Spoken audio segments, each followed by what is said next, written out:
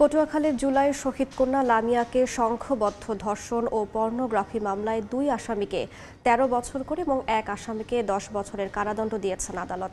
দুপুরে জেলার নারী ও শিশু নির্যাতন দমন ট্রাইব্যুনালের বিচারক নীলুফার শিরিন এ রায় ঘোষণা করেন। এ সময় আসামিরা আদালতে উপস্থিত ছিলেন। রায়ে ধর্ষণের দায়ে আসামি সাকিব, সিফাত ও ইমরান মুন্সিকে ১০ বছর করে এবং পর্নোগ্রাফি নিয়ন্ত্রণ আইনে সাকিব ও সিফাতকে আরও ৩ বছরে বিনাশ্রম কারাদণ্ড দেওয়া হয়।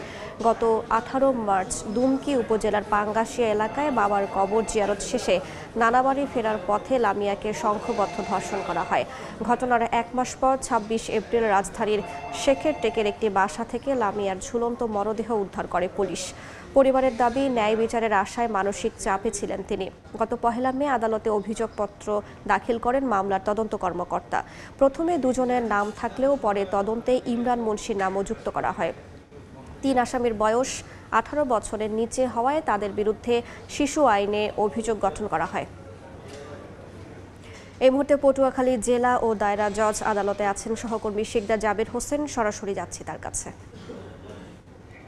কিছুক্ষণ পূর্বে রায় ঘোষণা করা হয়েছে জুলাই শহীদ কন্যা জসিমউদ্দিনের কন্যা লামিয়া গণধর্ষণ ও আত্মহত্যা মামলার। এই মামলার রায়টি ঘোষণা করেন পটুয়াখালী নারী ও শিশু নির্যাতন দমন ট্রাইব্যুনালের বিচারক নীলুফার শিরিন। আমরা দেখেছি এই বিচারক তার রায়ে আসলে এই ৩ আসামিকে ১০ বছর করে বিনাশ্রম কারাদণ্ড দিয়েছেন। এর মধ্যে সাকিব মুন্সি এবং সিফাত মুন্সি এই ২ আসামিকে পর্নোগ্রাফি আইনে আরও ৩ বছরের কারাদণ্ড দিয়েছেন। অর্থাৎ এই ২ আসামিকে ১৩ বছরের কারাদণ্ড দেওয়া হলো। আর বাকি একজন অর্থাৎ ইমরান মুন্সি তাকে ১০ বছরের বিনাশ্রম কারাদণ্ড দেওয়া হয়েছে। এই মামলার যে আইনজীবী রাষ্ট্রপক্ষের তিনি আমাদেরকে জানিয়েছেন যে মামলার যে আসামিরা ৩ জনই শিশু থাকার কারণে তাদের মামলার রায় হয়েছে শিশু আইনে সর্বোচ্চ শাস্তি ১০ বছর। সেই সর্বোচ্চ শাস্তি প্রদান করা হয়েছে সেটি কিন্তু আইনজীবীরা বলছেন। এবং আমরা কথা বলেছি এই লামিয়া ভুক্তভোগী তার মায়ের সঙ্গে। তার মা এই রায়ে অসন্তোষ প্রকাশ করেছেন। তিনি বলেছেন যে তাদের দাবি ছিল সর্বোচ্চ শাস্তি ফাঁসি।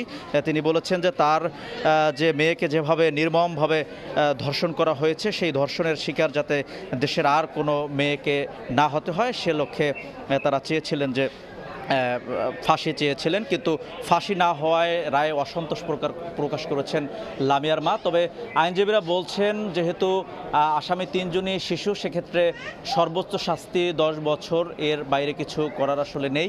তো সেটি কিন্তু তারা আমাদেরকে জানিয়েছেন। তো আমরা দেখেছি যে সকাল থেকেই এখানে আসামিদেরকে আনা হয়েছে। আইন শৃঙ্খলা রক্ষাকারী বাহিনী কঠোর নিরাপত্তার মধ্য দিয়ে এখানে আসামিদেরকে এনেছেন এবং বিচারের যে রায় ঘোষণা সেটি কিন্তু একেবারে নিরাপত্তার চাদরেই সম্পন্ন হয়েছে।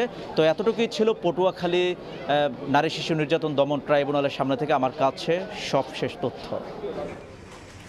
সরাসরি যুক্ত ছিলাম পটুয়াখালীতে।